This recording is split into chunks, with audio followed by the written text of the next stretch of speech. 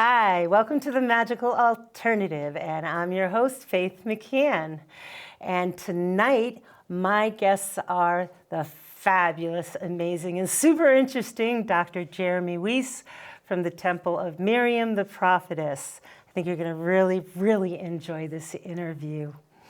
And we also have the humor of Busta Groove and the music of November Sound, and as always, my lovely co-host, my fellow witch and priestess, Miss Laurel Ladyhawk. How are you? I'm well. How are you tonight? I am good.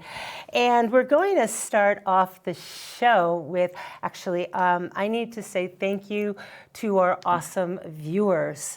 We have gotten some amazing comments. Amazing comments. I'm going to actually read a couple because I just, I want to tell people that with social media, I'm only a few hundred years old, so I'm getting used to the whole social media thing, and I really appreciate people watching and subscribing, and the comments are really amazing. So we have a few on here that I wasn't even really aware of until just recently, and I just want to say thank you.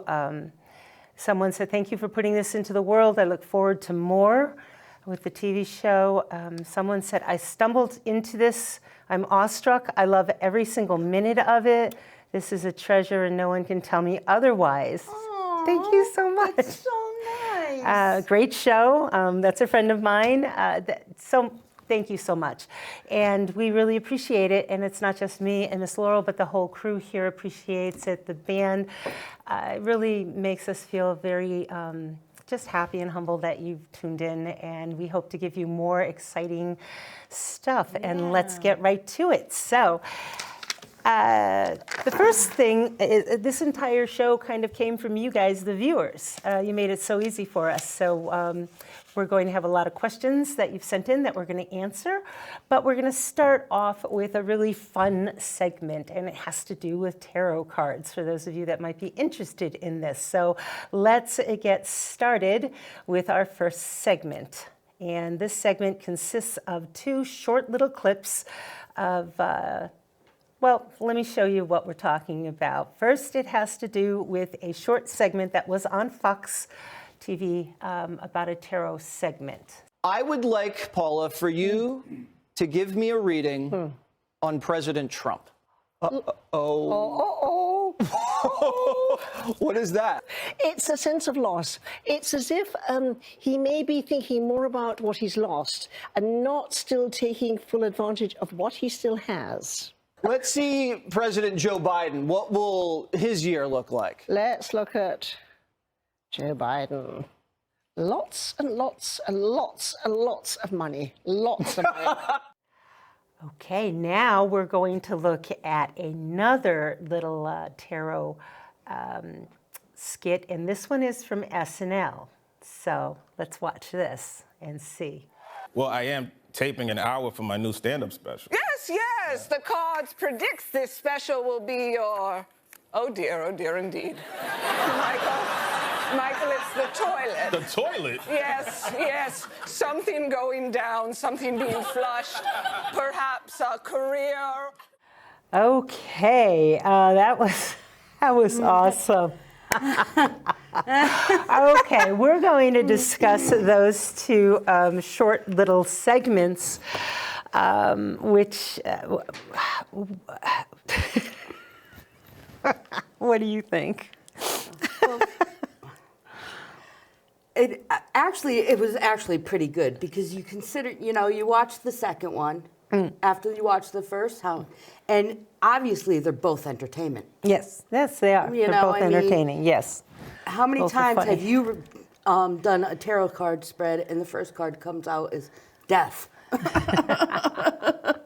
Or that was abundance. awesome. Yeah. Or, and then with the second one was that was great. Well, I found it really interesting because the first one on Fox, apparently that was supposed to be a real tarot card reader.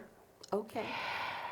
That's what I think they were trying to say, that she was a real reader. I've never heard of her before. I don't know who she was. Maybe she was an actress. I do not know. We do know on Saturday Night Live that Heidi Gardner is a comedian. She's amazing. She's so funny. I've got to say, if I had to pick someone that I wanted to get my cards read from, I'd go to Heidi Gardner. Absolutely. She was more accurate. She was more authentic. She was better, far more entertaining. But except for that part about licking the cards and kissing the cards, you don't do that. That's just wrong. I don't know if that was funny though, but you don't do that. I don't want anybody's tongue or lips to touch my tarot deck. But it was funny. That was very funny. But the first one, I did watch that clip several times, and that's not how you do readings. I mean, because there's 78 cards in a deck, just for information. There's 78 cards in a deck. There's millions of decks. Different types of decks, and I mean, she spread them out, which is one way to do a reading. But if you're going to pull a card for someone, you can do remote readings if the person isn't there in front of you. But one thing she did that was absolutely taboo. It's never done. It's never cool. It's never acceptable, and it's unethical. She didn't have anybody's. I doubt very much she had any of those people's permission to do their readings. So. Don't do that. That's not cool. If somebody contacts you and they're across the country and they want you to do their cards, that's okay, but you just don't get to pull somebody's card because you want to. That's not the way it's done. So it's unethical and it's not accurate. It won't be accurate. No. And once you pull, say, the floor manager asked me to pull a card. Oh, I got the Queen of Rods, so she's, a very friendly person. I knew that. Well, that's fine. Well, then the next person, you put the card back in and you reshuffle.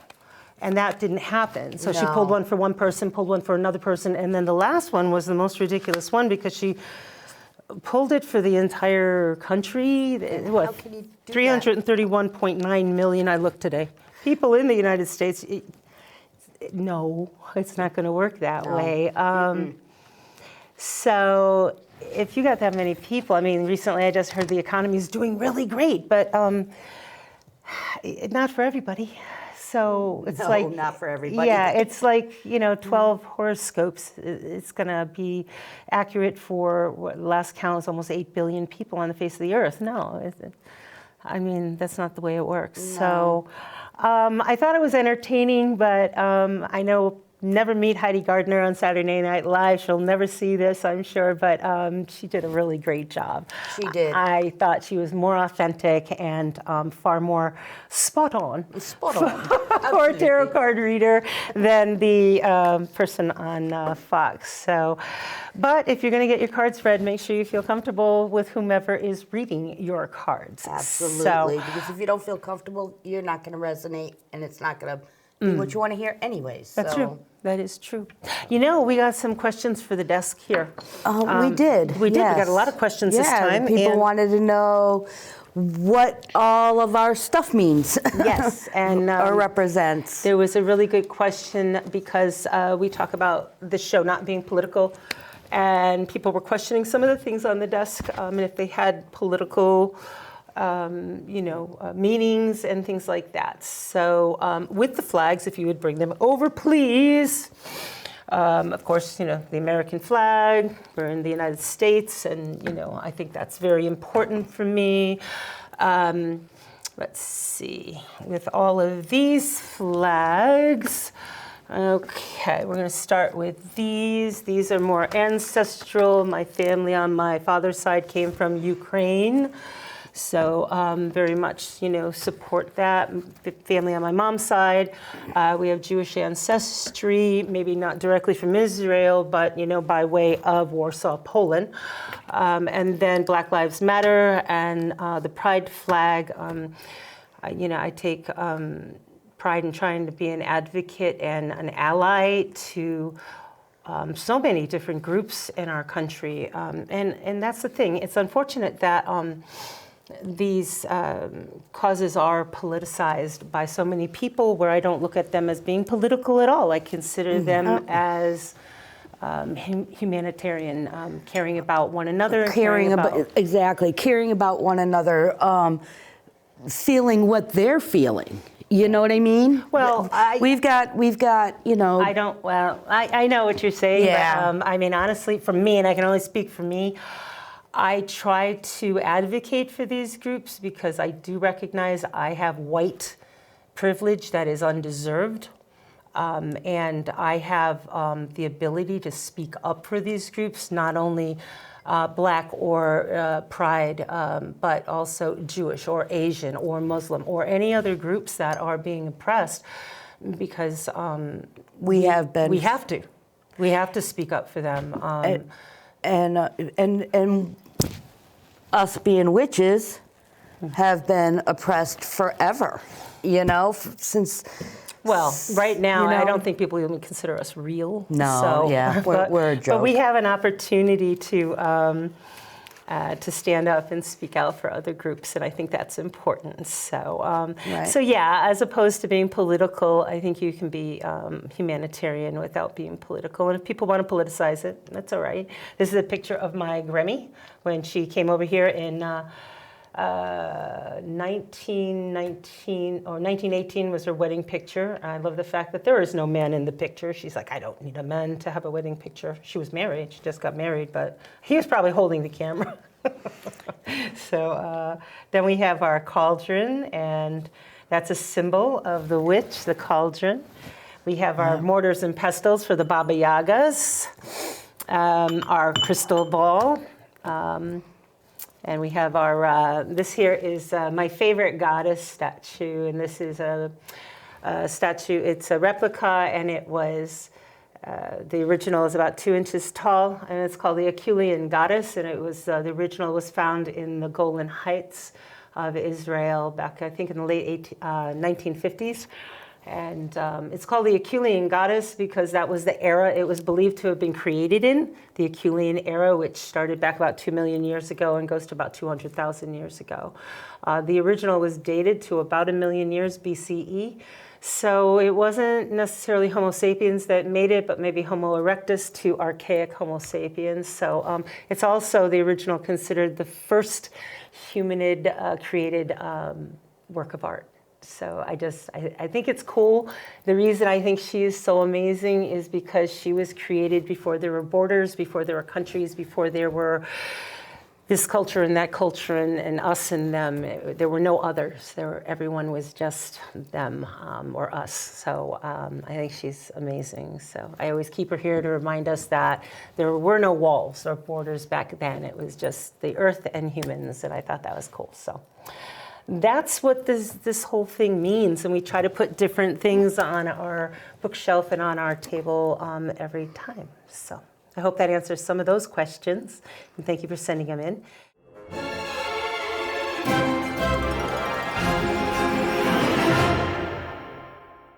Questions for the book review. So these questions actually all came in by 2 young women. And their first question that they asked was, what was the first magical book you read or that started you on the path? So, And I want to say thank you to Sherry and Kayla. We appreciate it for sending these in. That was so nice. Again, if you have any questions, the email address is magicalalt1818@gmail.com. And we got a bunch of questions, so thank you so much. the magical book that started me on the path, Spiral Dance by Starhawk. Starhawk Spiral Dance. And also Laurie Cabot's Power of the Witch. Those were the 2 books that I first got that had magic in them, that I saw. So, you know, back then, there wasn't much to find. No, there were not. So I think my first one is right here. Raymond Buckland's The Complete Book of Witch. I have to look at it to see the name. Wherever it is, here we go. Yeah. We can zoom in on it. Yep. Because it has been known throughout the decades as the Big Blue Book. The Big Blue Book. The Big Blue Book of Witchcraft. Yes. Raymond Buckland, who has sadly left us, He's passed on. He moved here from Great Britain. I think he lived in Ohio before he passed on. And I was just thinking the other day, I actually have some correspondence with him back when we actually correspond by letter. I'm going to have to look for those letters. Yeah. But he was a lovely gentleman. And back when I was learning, way back when, in the late 70s, early 80s, this book talked about like stitching your own robe, forging your own athame on the kitchen stove, hammering it. It was crazy. I mean, making stuff yourself. You didn't have stores. Right. So that was really great. Right. So the next one. What book, magical or not, have you read more than once and the most times if applicable? Yeah. It's late. Applicable. Thank you. That's the word. Right. Actually, mine were not magical. Okay. There were two that were that I've read more than once, and they are To Kill a Mockingbird That's a good one.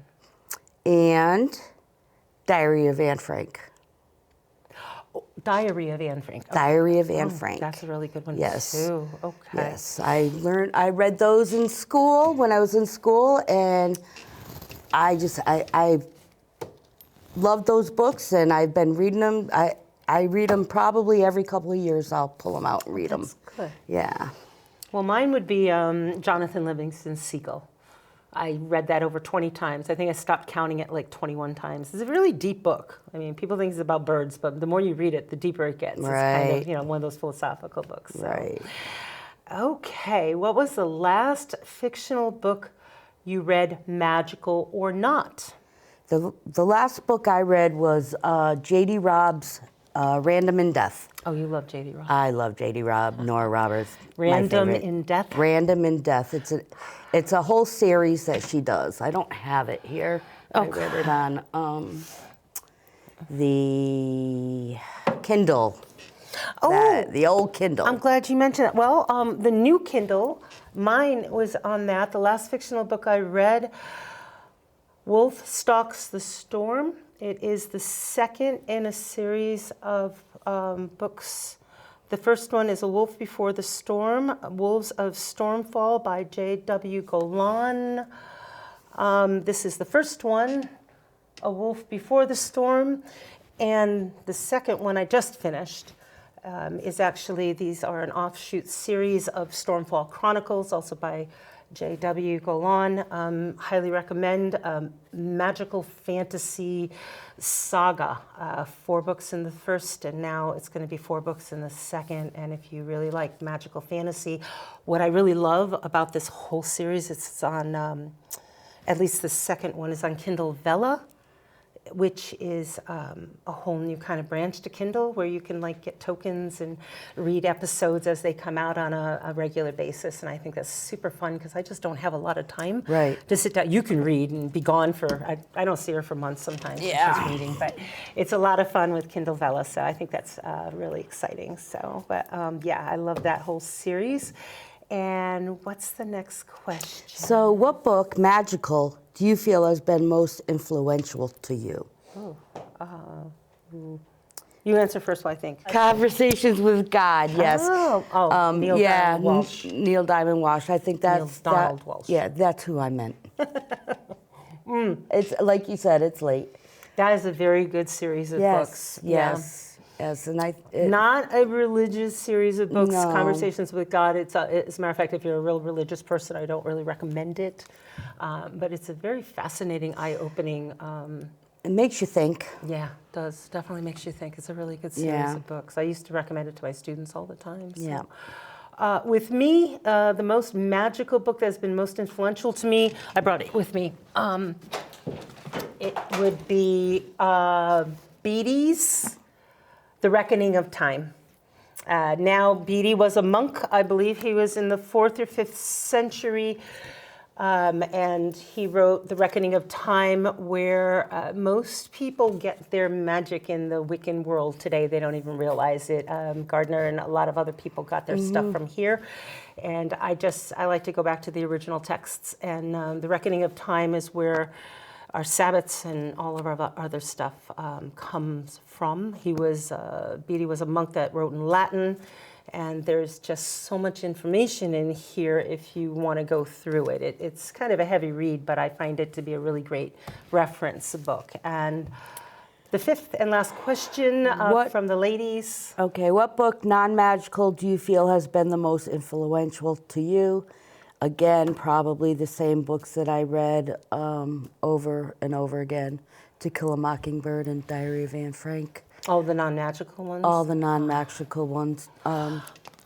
They taught me how to respect people and to not judge a book by its cover.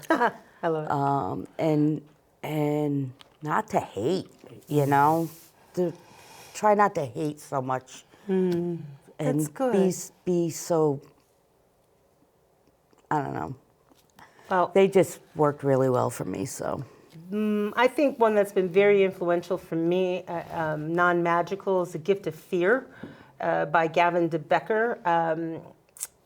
I was a martial arts instructor for a very long time, and this is a great book. Gavin de Becker invented an industry that is now very key in our world. It's the risk assessment industry, where heads of state and kings and queens and famous people and celebrities, if they think they have a stalker or somebody that might be threatening, they contact somebody in the risk assessment industry, and they'll have them kind of assess the threat to find out if it's real or if it's kind of like just an overzealous fan. And this is the book that kind of got him started, and it's really amazing, the psychology and the brain and what we have inside of us that tells us, you know, when we know something is kind of dangerous, we know it. It's such a great survival signals that protect us from violence. It's just a great book to have, and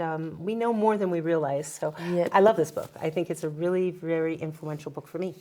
So thank you, Sherry and Kayla, for taking the time to send in these questions, and we really appreciate it. So that was our book review. We went through a lot of different books that you saw up behind us, and I hope you'll check them out. And they're all still on the market, even the ones from when we were young. Yeah. You can still get those books out there. So find them on Kindle or your bookstore and give them a read. So thank you very much, and that was our book review for today.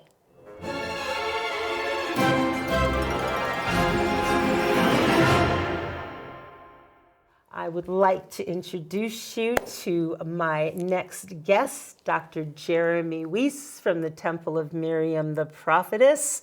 He is a rabbi. He is a very amazingly trained doctor. I believe Harvard and Columbia and Oberlin.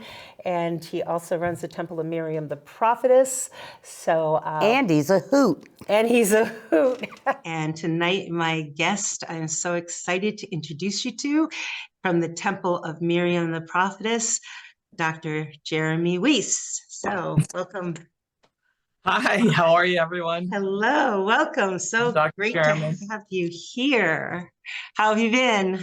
I've been great, and I've really been looking forward to this. I'm so excited to be here and to chat with your viewers. This is really lovely, and thank you so much for the invitation.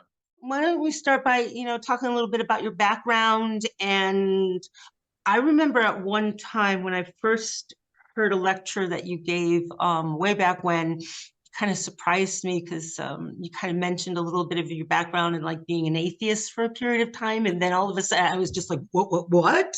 And so if you wouldn't mind maybe sharing a little bit about how you got to where you are now with the Temple of Miriam, the Prophetess, I think that would be really interesting. Many my story goes that I was raised Jewish, okay, and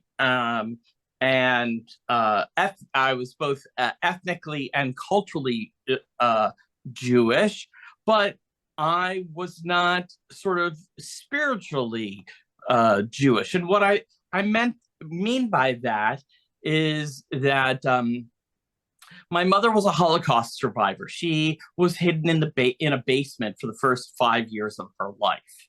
Okay, and And so it was very important to my parents that that I had a Jewish heritage.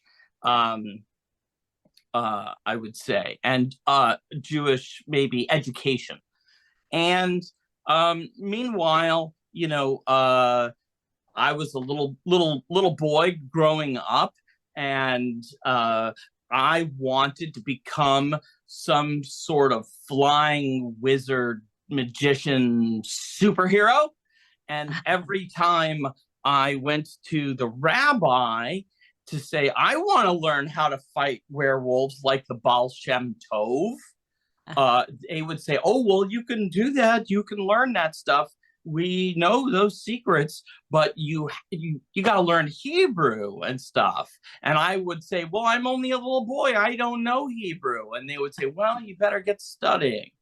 Okay. And so that was their thing. So I became this little kid asking these questions and going to a religious school, because that's where, my mom had her, this was an important cultural heritage for her, to get me educated in this. I mean, that's why she survived the war and so on and so forth. So they felt that it was important for me to have this connection, and that's what I was busy doing, right? That's what I was busy doing. But I wanted to become a superhero, and as far as I was concerned, whoever they are, wouldn't let me. They kept referring me to higher authorities, and more higher authorities.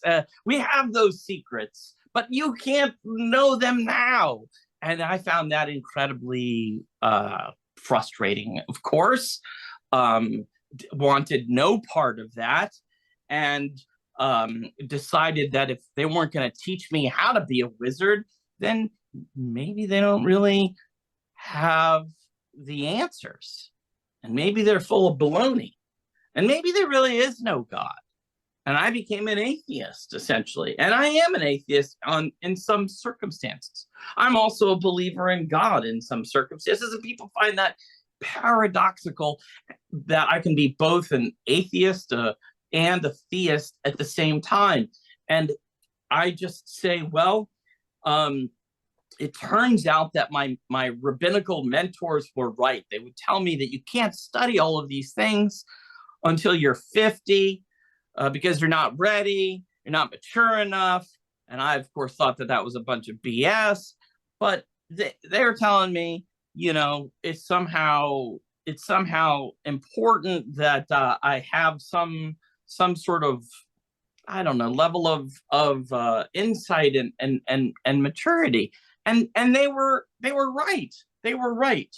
They were absolutely correct. And so I have now learned how to tolerate paradox, and how two things can be correct at the same time, even though they seem like they're wrong, as bizarre as it sounds.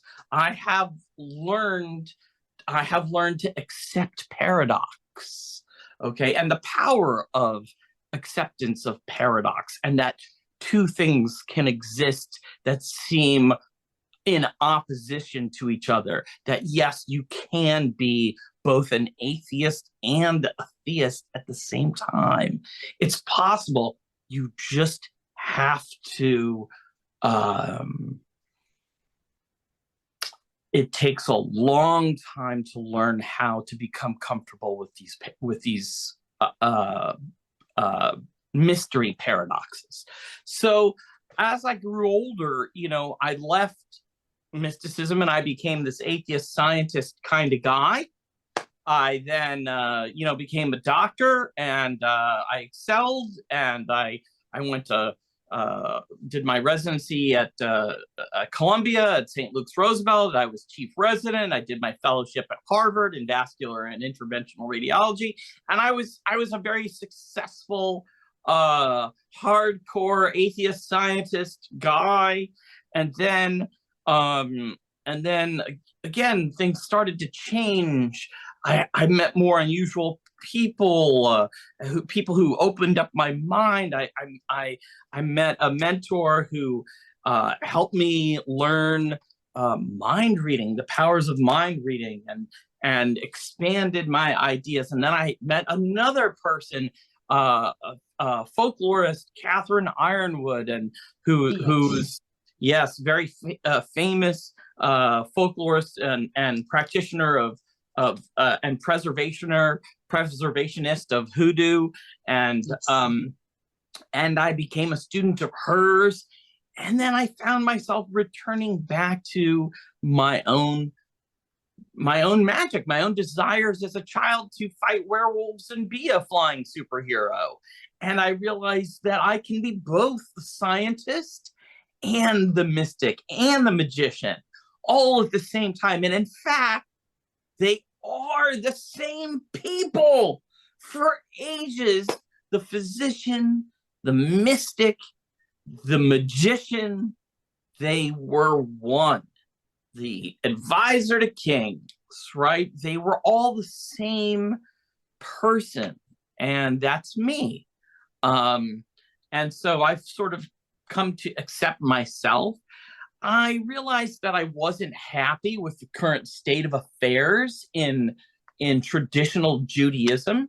So I decided, like any Jew does, if there's not a group in existence already out there for me, I shall create one. And hence the Temple of Miriam was born. And that's, we combine, we're non-denominational. And I believe personally that we're all spiritual equals, and that you don't need a church person, a sanctified, holy, approved person for you to have a relationship with the divine deity, whatever that is, Gaia, whatever it is. You don't need to operate. I don't believe that you need to operate. I mean, that's fine if you want to operate that way. But I do believe that you should be able to access the divinity through no other spiritual gatekeeper. Because if you were on, I always imagine it, if you were on an island by yourself, are there, and you tell me that it requires a priest to get married. Okay, and now I'm there with someone else, and it requires a priest to get married in the eyes of God, or a rabbi, or a whatever. It requires a third party to do something so that it's valid in the eyes of God. I call crap on that, because here I am with this one person, and I'm want to be married, and they want to be married. You think that because it didn't get blessed by someone down here, I go up to heaven and they can't correct the paperwork? There's a bureaucratic mistake. Oh, you didn't fill out form 82B. It doesn't count. I just can't wrap my head around that. Maybe I need more exercises in accepting paradox. But I think that it's no business of a third party if I want to do something theurgic, a magic ritual, a religious ritual, a blessing, a praise of the divine, an impetration of the divine, a supplication of the divine, a curse. I mean, I don't need a third party for any of those things, right? I don't need that. So they need to go away, as far as I'm concerned. So how do you start a temple where there's no leader? That's I had that problem, right? So it turns out in Judaism that there is a word. There is a word for this. There's a word for a group of people it's called a chavara. And this is just a gathering of people, and they may do theurgic, rituals, either religious or magical, right? If you have a group of people, and in Judaism, traditionally, having a group of people is more important than having one rabbi. You can have one rabbi and two people, it doesn't matter. It's better to have 10 people who aren't rabbis, okay? That's how we do it. So you don't need that person. And there are other, you don't necessarily even need a community of people to be heard. It's helpful, right? Your shout is louder, right? Yeah. You got more people on the same vibration backing you up. Your signal is stronger, okay? Is a Havara same as a minion? So the Havara, they just get together and it's all about it was like a leaderless temple essentially, and that movement started, and then there was another movement in the 70s that came about, and those were called independent minions, and those were people that did further intense study on their own, with maybe 10 group of people, but it wasn't necessarily led. It's very democratic. And so we have an independent minion within our Havara. Our Havara is open to everyone. If you want to, participate in spiritual, like our services or things like that. And then if you want to do like extra focused, like really intense, really dig down into the Kabbalah and that's where you get the independent minion, because we got to have a group. Yes. So yeah, that's what I decided. And so like, how do you have this without a quote leader? So it turns out that there's a term for that in Judaism as well, in Hebrew as well. It's called Chakams. Chakamei are the wise people of all nations.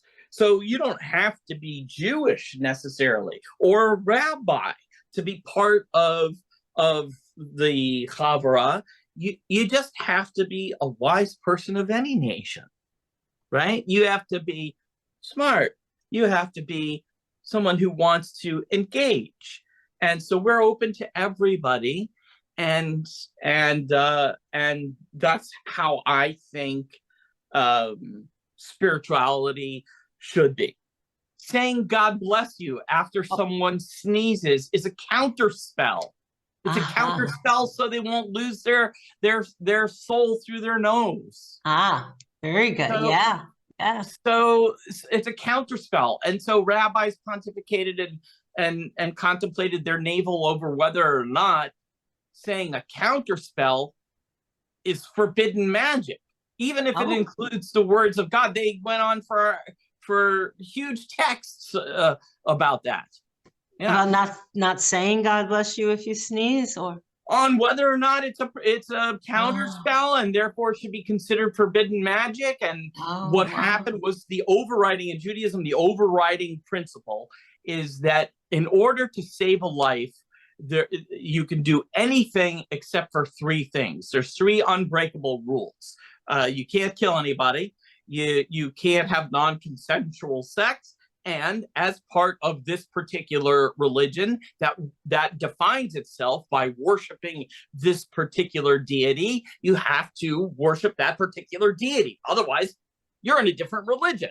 So it's those three rules, very basic. Don't kill, don't sexually, non-consentable nonsense. That's,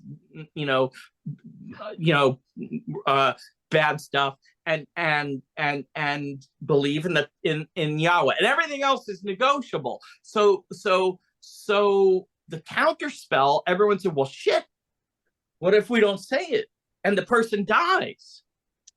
Okay, then we're liable for that. So better to err on the side of caution and say, God bless you. That was the ruling, because you can do that. And that's why Jewish doctors, right? You can't work on the Sabbath. What happens if we get a call on the Sabbath? What happens? If you can't work on the Sabbath at Friday night, But doesn't the saving a life That's right. Saving a life supersedes it. So you can break Sabbath for that and that only. And the doctor would be saving a life. That's right. And that's why we can be doctors on call. There you go. Even if you give a vaccine, you could be saving a life. So yeah, that's very interesting. Now with a lot of the magic you're talking about, I love this book, the Grimoire. You've written so many books. The Grimoire of Practical Jewish Magic for Everyone. I think this is. I'm really big into cross-cultural stuff and making things accessible to everybody. I love it. And that's why I'm so glad to be a part of the Temple of Miriam the Prophetess. People have looked at me, like, are you Jewish? That's not the point. It should be accessible to everyone. We do Hoodoo, we do Celtic, we do Judaic. I mean, if it works, if you need it, there shouldn't be any rules against it. That's what I like about all your books. You can tell you put an awful lot of work into all of them. And I recommend anything that you have for, availability on your site. I mean, I think it's great, but also the stuff that you offer, that's free. Like, it's the Mahariv session that you have every other Wednesday night still. Every other Wednesday we do Mariv, and that is that is your opportunity for spiritual purification, to get your impetrations heard by the divine, and to be in a community of people who are also helping pray on your behalf and helping you do your magic. Helping you do your magic to be a better person, to be a more effective person, to be a happier person, to sleep better at night, for there to be peace in the world. Yeah, I mean, we're doing it all, and that's when you put on put on the rabbi hat that night, and I like it because it's you can sit there right in your own comfortable space at home. You just turn it on and half hour, 40 minutes. Yeah, 30, 40 minutes, and it's simple, it's easy, it's lovely. There's no interaction, which I really like. It's all, you do it all. You just sit there and kind of interact with the divine. I think it's a really perfect thing that you do. So I can't recommend it. Remember how I told you that Jews have pages and pages and pages of debate and discussion over cutting, minute things like cutting fingernails. They also have pages and pages and pages of debate as to how many people should be present for something for like a Ma'ariv service to be spiritually valid, and this includes. They've taken into account how many can be asleep at any given point in time, and so you can, depending on whether or not you're in temple, you can still be asleep. It still counts. You don't necessarily just join us. It doesn't matter. You don't absolutely have to be awake. And with all the work that I do, it's so nice for me to kind of let somebody else take the reins, and it's actually my time to have my spiritual moment, and it just means so much to me. It's awesome. I love listening to you. It's very inspirational and motivational, and it's like I really love it. So I can't recommend the Temple of Miriam the Prophetess enough. So definitely look for it online, everyone, and we're going to put the site right here online. So. Well, I would love to talk to you again. And my guest tonight has been Dr. Jeremy Weiss from the Temple of Miriam the Prophetess. And I thank you so much for being with us. Thank you so much for having me. I appreciate it. I hope to come back soon and talk about more exciting and interesting things with you. I love having these conversations. There just aren't very many people that you can have these like deep, meaty, conversations with, and that's what we're trying to do, right? Bring everybody together. I mean, that's what we want. And so, bless you for having this program, and thank you. Thank you.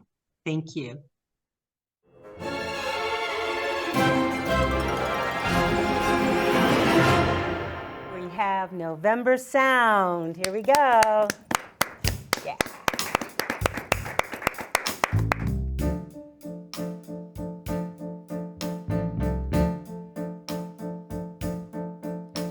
put a spell on you because you're mine.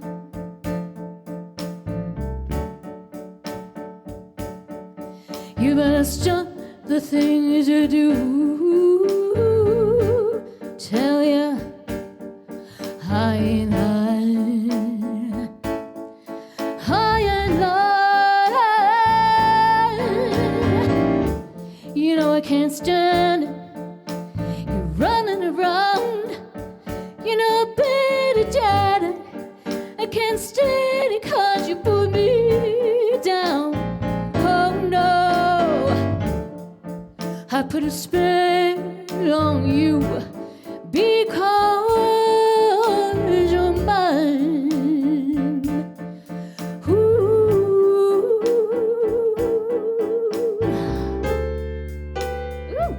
So what happened?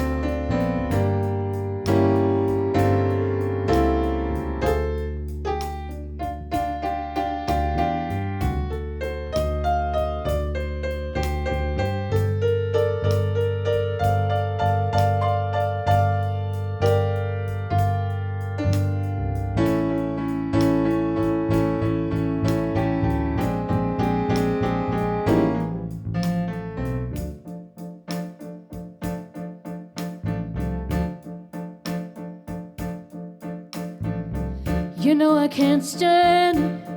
You're running around. You know better, darling. I can't stand it 'cause you put me down. Oh no,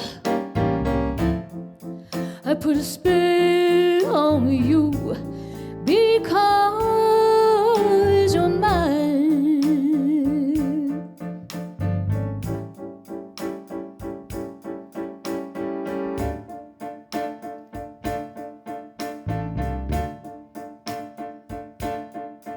You know I love you, I love you, I love you anyhow.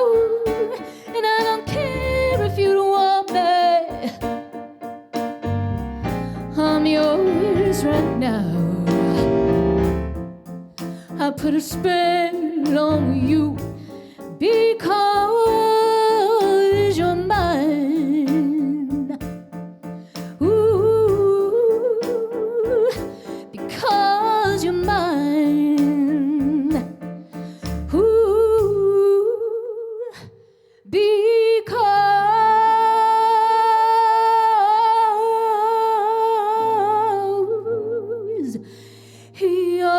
mine. Oh yeah. And that was November Sound. Thank you very much. That was awesome. And tonight we have the wonderful humor of a local comic. I'm introducing you to Mr. Busta Groove. Give him a hand, everyone. All right. Thank you very much. Thank you very much. I'm Busta Groove from the old school. I live in Springfield, Massachusetts now, but I grew up in Brooklyn, New York. Deep, deep, deep in the slums of Brooklyn. In a 2-story pork and bean can. I'm sorry, my apartment was so small, we stick the key in the door and knock the bedroom window out. And we had a family of, I had a brother and a sister, and my parents, and my father had a nickname for us. They call us the good, the bad, and the ugly. So I overheard my father talking to my mother one time. She said, you know what, the good is fine. The bad, well, we need some discipline, but we can work with him. But the ugly one, we're gonna take to the river and drown him. Oh no. So that's the day my sister learned how to swim. So a lot of my memories are from my father. You know, my father had a lot of jobs. You know, he used to take me to his jobs he went to sometime. He was not good at any of them, but he took me to his job. One of the jobs he had was a prize fighter, boxer. I went to his fight. Wasn't very long. There was only 2 hits. The other box hit my father hit the floor. Done. he used to take me out on a cab. He was a cab driver, took me on driving with him sometime when I was a little kid. You know, I'd sit me between his legs, and I had my little hands on the bottom of the steering wheel. He had his hands at the top, actually driving.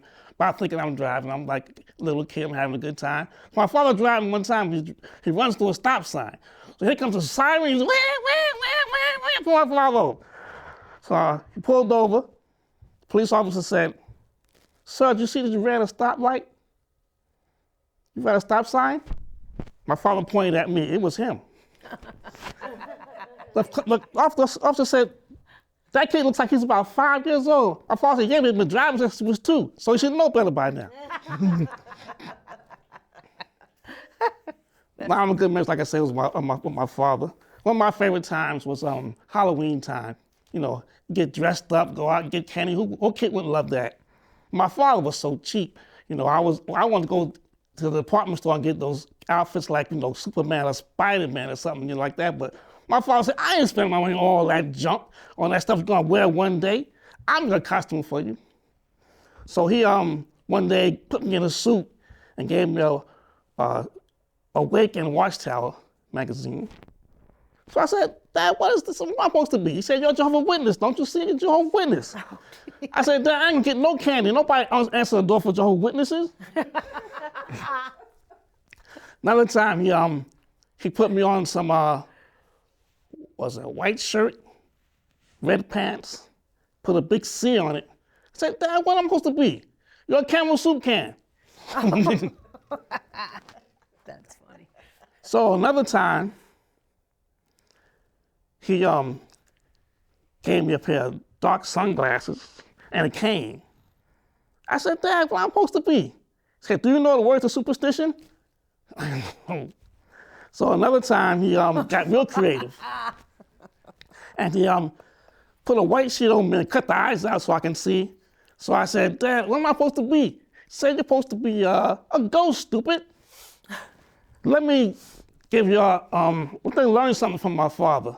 If you live in a black neighborhood, don't go out trick-or-treating in a white sheet on. Oh. Not only did I not get any candy, I didn't have any teeth left to eat with, even if I had got it. Oh, no. So let me tell you about my grandfather. To me, he was a very old man. He was an old man. Because I'm a little kid. He's like in his 50s probably, but when you're a little kid, in your 50s, you're an old man. But I asked my grandfather one time, I said, "Just how old are you?" He said, "Remember reading in the Bible about the Last Supper? Well, guess who washed the dishes?" So That's my awesome. grandfather was kind of person, you know, he think he's the fix-it man. Think he can fix anything with a hammer. You know, clock won't work right, get me the hammer. Washing machine not working, give me the hammer. Grandma constipated, give me the hammer. Oh. So one thing about making me and my cousin really mad about it is because my cousin Skipper, he had a toolbox he kept in the basement. This thing weighed like 100 tons. And every time something go wrong, he's like, go get my toolbox. So we go get, it's real heavy, we bring it up the stairs and he'll rumble through his tools and let's bring out the hammer. That's the one he ever used. So one day my cousin said, "Forget this, I'm just gonna get the hammer and bring it to him." He gets the hammer and gives it to my grandfather. "I told you to get my toolbox. Stick your foot out." Stick it, bam! Sweet. To this day, he has post-traumatic stress disorder. He can walk into Home Depot and walk through the aisle with the hammers and he'll do, "Ah!" We can be in a car driving and he had the song, "Can't Touch This." And he'll do the same thing. Thank you very much. Thank you. Busta Groove, everyone. Thank you so much. Well, thank you, everybody, for being here with us at the Magical Alternative. And I'd like to thank our guest, Dr. Jeremy Weiss of the Temple of Miriam the Prophetess, our wonderful comedian, super funny, Mr. Busta Groove, our wonderful band, November Sound, and the entire crew of the Magical Alternative, and the crew at CVC, Bolton Public Access, Roku TV, Fire TV, and if you would like to do a TV show like this, you can do it too. Come here with a concept, talk to those here, the staff at CVC, Bolton Public Access, and they'll talk to you about having a few simple days of training, and you can have your own TV show too. It's super fun, I'm telling you. You would not believe how much fun we're having. So remember, dreaming a dream alone is just a dream, but dreaming it with others makes it a reality. So thanks a lot, everybody. Thanks, Please everybody. subscribe, like, and comment, and we'll see you next month. Thanks. Bye, everybody. Thanks. Thank you, everyone. All right.